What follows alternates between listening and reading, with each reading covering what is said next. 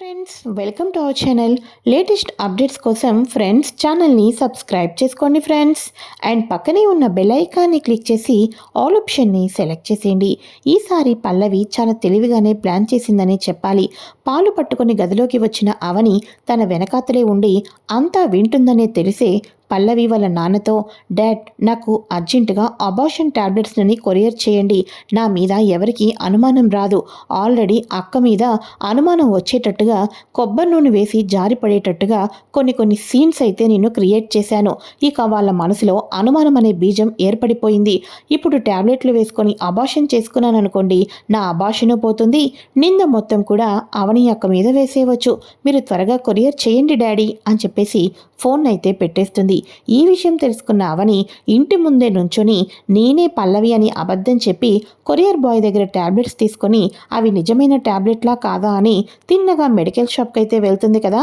ఇవి అబార్షన్ అయ్యే టాబ్లెట్సే మేడం అని చెప్పంగానే, ఇవి నాకు వద్దు, దీని బదులు విటమిన్స్ టాబ్లెట్స్ ఇవ్వండి అని చెప్పేసి ఆ టాబ్లెట్లను అక్కడే వదిలేసేసి విటమిన్ టాబ్లెట్లను పట్టుకొని తిరిగి ఇంటికి వస్తూ ఉంటుంది.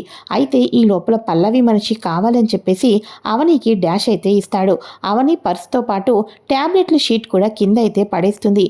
ఇక పల్లవి మనిషి ఏం చేస్తాడు, అయ్యో సారీ మేడం సారీ అని చెప్పేసి తన జోబిలో ఉన్న అబార్షన్ అయ్యే టాబ్లెట్ కవర్లను మార్చేసేసి ఇక మన అవని చేతిలో అబార్షన్ టాబ్లెట్ని కవర్ని పెట్టేసి విటమిన్ టాబ్లెట్స్ తీసుకొని అతనైతే వెళ్ళిపోతాడు.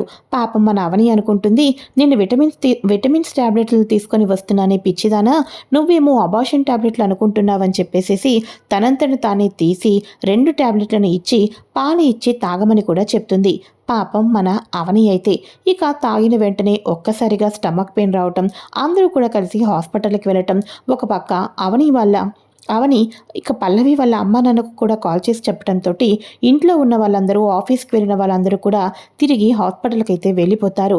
అసలు తినకి అబార్షన్ టాబ్లెట్స్ని ఎవరిచ్చారు, తను ఏం తీసుకుంది, పాలు తాగకముందు ఏం తీసుకుంది అని అనగానే, ఇదిగోండి ఈ టాబ్లెట్స్ తీసుకుందని అనగానే, ఇవి అబార్షన్ టాబ్లెట్స్ అని అనగానే, ఇవి ఇంట్లోకి ఎలా వచ్చినాయి అని చెప్పేసి అందరూ అనుకుంటూ ఉంటే, అక్కే నాకు ఇచ్చింది, అక్క వేసుకున్న తర్వాతే నాకు స్టమక్ పెయిన్ వచ్చింది అని చెప్పేసి ఇక పల్లవి అయితే చెప్తూ ఉంటుంది. అప్పుడు డాక్టర్ అంటూ ఉంటారు, మీరు వితిన్ సెకండ్స్లో కడుపులో నొప్పి రాగానే హాస్పిటల్కి తీసుకుని రావటం మూలన ఇప్పుడు తల్లి బిడ్డ ఇద్దరు క్షేమంగానే ఉన్నారు. అదే ఆలస్యమైతే తప్పకుండా అబార్షన్ అయిపోయేది. ఇకనైనా జాగ్రత్తగా చూసుకోండి అని డాక్టర్ అయితే వెళ్ళిపోతారు.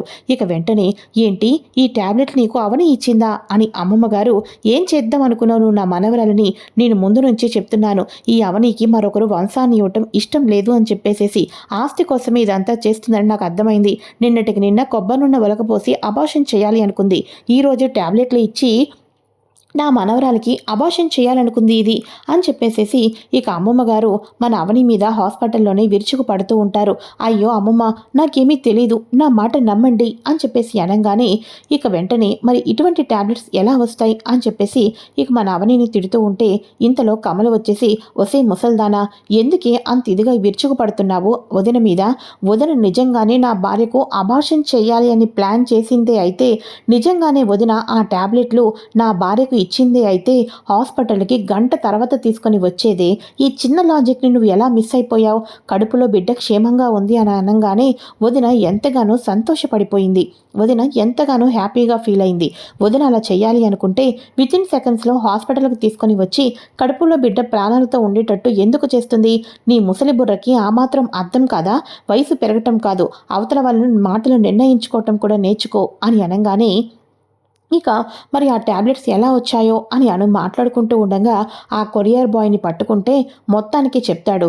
ఇంటి సీసీ ఫుటేజ్ ద్వారా కొరియర్ బాయ్ని తీసుకొని నేను మొత్తానికి వాడి సంగతి అంతా తెలుస్తానులే అని చెప్పేసేసి కమల్ అయితే అంటూ ఉంటాడు.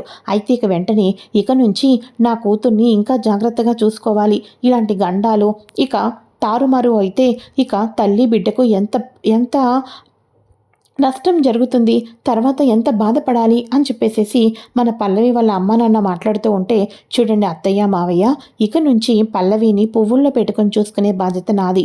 నాన్న నన్ను ఆఫీసుకు కూడా వెళ్ళొద్దు అన్నారు, కానీ నేనే వెళ్తున్నాను.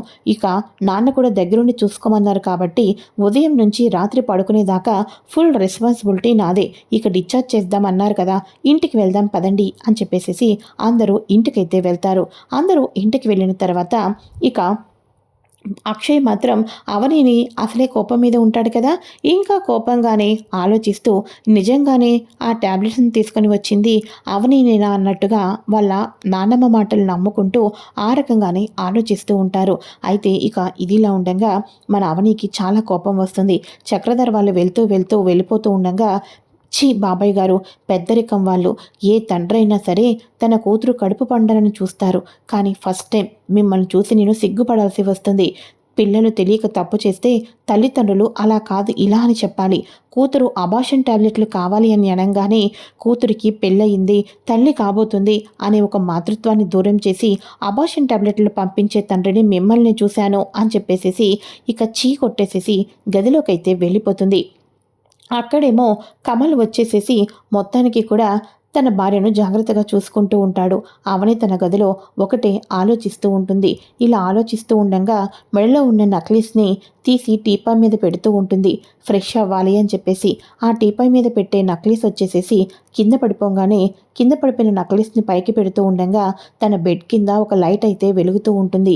ఒక్కసారిగా ఆ లైట్ని చూసి ఇదేంటిది, మైక్రోఫోన్ నా నా నా మంచానికి సెట్ చేసి ఉందేంటి అని చెప్పేసి షాక్ అయిపోతుంది. ఇక ఆ మైక్రోఫోన్ని పెట్టింది కూడా ఈ ఇంట్లో తను ఏం మాట్లాడుతుందా, తన భర్తతో ఎటువంటి డిస్కషన్లు ఉన్నాయని తెలుసుకునే ప్లాన్ చేసింది ఒక్క పల్లవిని. అడుగడుగునా పల్లవి నన్ను చాలా టార్గెట్ చేస్తుంది.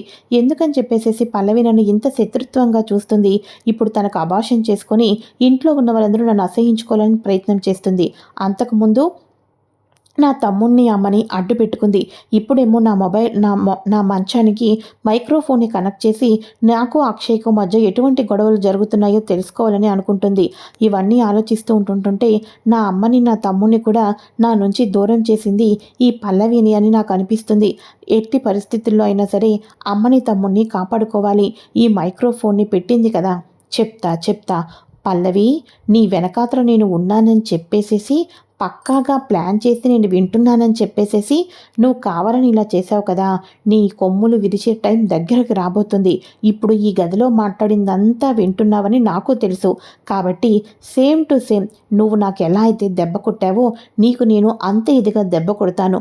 నువ్వు పెట్టిన ఈ మైక్రోఫోన్ని ఉపయోగించుకొని నీకు తిరిగి మంచి జలక్ ఇవ్వబోతున్నాను, గుర్తు పెట్టుకో అని చెప్పేసేసి ఆమెని తన మనసులో తాను అనుకుంటూ ఇక నుంచి అతనితో కూడా నేను చాలా జాగ్రత్తగా మాట్లాడాలి, ప్రతి మాట తను వింటుంది కాబట్టి అని చెప్పేసేసి మన అవని అయితే మనసులో అనుకుంటూ ఉంటుంది. అయితే ఇక ఇదిలా ఉండగా అవని వాళ్ళ అత్తయ్య గారు తన కొడుకు గురించి బాధపడుతూ ఉంటుంది. పాపం శ్రీకర్ ఎలా ఉన్నాడో, ఏం చేస్తున్నాడో వాడి గురించి తలుచుకుంటుంటేనే బాధేస్తుంది.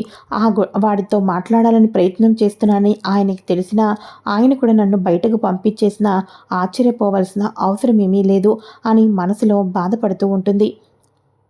ఇలా బాధపడుతూ ఉండగా ఇక వెంటనే తనకు ఏమీ జరగకోకుండా తల్లి బిడ్డ బాగుండాలి అని అనుకుంటే గుడికి వెళ్ళొస్తానని మన అవని అయితే గుడికైతే వెళ్ళొస్తాను అత్తయ్య అని చెప్పేసి అనగానే సరే అమ్మా అని అంటూ ఉంటే ఏంటత్తయ్య కళ్ళమట కన్నీళ్ళు, ఎందుకు బాధపడుతున్నారు అని అనగానే నీకు తెలిసిందే కదా అమ్మ అవని, నా కొడుకు నా కళ్ళ ముందు కనిపించకపోతే ఏ తల్లికైనా బాధగానే ఉంటుంది కదా.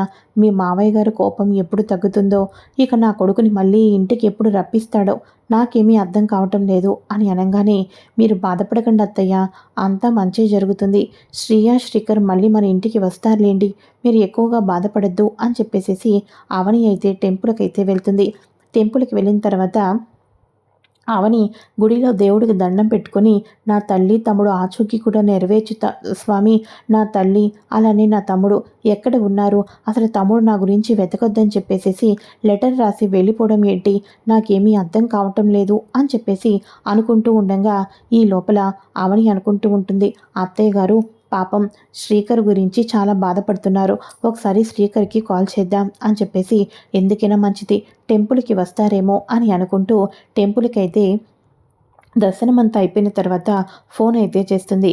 ఇక వెంటనే హలో వదిన అని అనగానే ఎలా ఉన్నావు శ్రీకర్ అని అనగానే నేను బాగానే ఉన్నాను వదిన, మీరెలా ఉన్నారు, అమ్మ నాన్న ఆరాధ్య అందరూ ఎలా ఉన్నారు, అక్కడంతా ఓకే కదా అని అనగానే ఓకే శ్రీకర్, కాకపోతే అత్తయ్యే నీ మీద బెంగ పెట్టుకుంది, నిన్ను చూడాలి అని అనుకుంటుంది, నీతో మాట్లాడాలి అనుకుంటుంది అని చెప్పేసి అనగానే కానీ ఎక్కడ కలిసినా నాన్నకు తెలిస్తే ఒప్పుకోరు కదా వదిన అని చెప్పేసి అనగానే, ఏదో రకంగా ప్లాన్ చేసి నిన్ను కలిసేటట్టు చేస్తాను.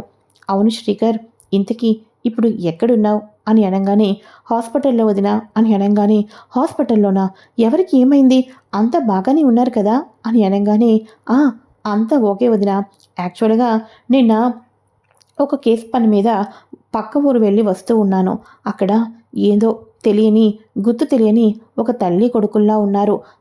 పూర్తిగా ప్రాణాలు పోయారేమో అనుకున్నాను. కానీ కుప్పకూలిపోయి కనిపించారు.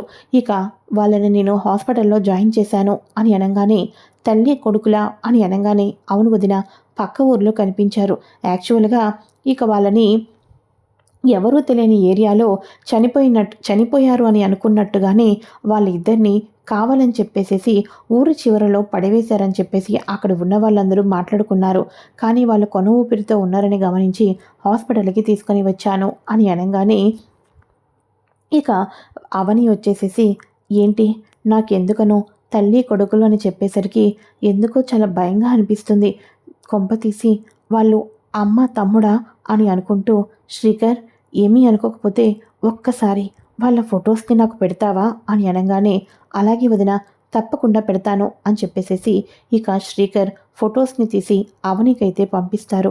అవని ఆ ఫొటోస్‌ని చూసి, ఏ హాస్పిటల్‌లో ఉన్నారు శ్రీకర్ మీరు అని చెప్పేసి కన్నీటి పర్యాంతమైపోయి పరుగు పరుగున ఆ హాస్పిటల్‌కైతే వెళ్తుంది. ఇక వెంటనే శ్రీకర్ వచ్చేసేసి, వదినా అని అంటూ ఉంటే, వాళ్ళు ఎవరూ కాదు శ్రీకర్, నా అమ్మ, నా తమ్ముడే అని అనంగానే, అదేంటి వదిన, నువ్వు అనాథ కదా అని అనంగానే, లేదు, దీని గురించి ఇంట్లో చాలా పెద్ద గొడవ జరుగుతుందని శ్రీకర్కి చెప్పి ఇప్పుడు చెప్పకూడదు. ఇదంతా తర్వాత చెప్తాను. ఇది నేను చెప్పినట్టు కూడా నేను ఎవరితోనూ అనొద్దు. డాక్టర్, ఇప్పుడు వాళ్ళకి ఎలా ఉంది డాక్టర్ అని అనంగానే, ఇక కండిషన్ అనేది సీరియస్‌గా ఉందమ్మా. ఇక ఇతనికైతే తలకి చాలా పెద్ద గాయమే అయింది. ఇక తినని ఐసీయూలో పెడుతున్నాం. ఇక్కడ మీనాక్షి గారిని కూడా ట్రీట్మెంట్ అనేది స్టార్ట్ అవుతుంది అని అనంగానే, ఒకసారి వెళ్ళి చూడొచ్చా అని అనంగానే, వెళ్ళండమ్మా చూడండి అని చెప్పేసి అనంగానే, ఇక అమ్మా, అమ్మా, నేనమ్మా, నీ అవనిని వచ్చాను. కళ్ళు తెరవమ్మా. ఏంటమ్మా ఇదంతా కూడా? ఎందుకమ్మా నా నుంచి దూరంగా వెళ్ళాలనుకున్నావు అని చెప్పేసి అవని కన్నీళ్లు పెట్టుకుంటూ ఆ చుక్క కన్నీళ్ళ చుక్క తన తల్లి మీద పడటంతోటి మీనాక్షికి మెల్లమెల్లగా స్పృహ అయితే వస్తూ ఉంటుంది.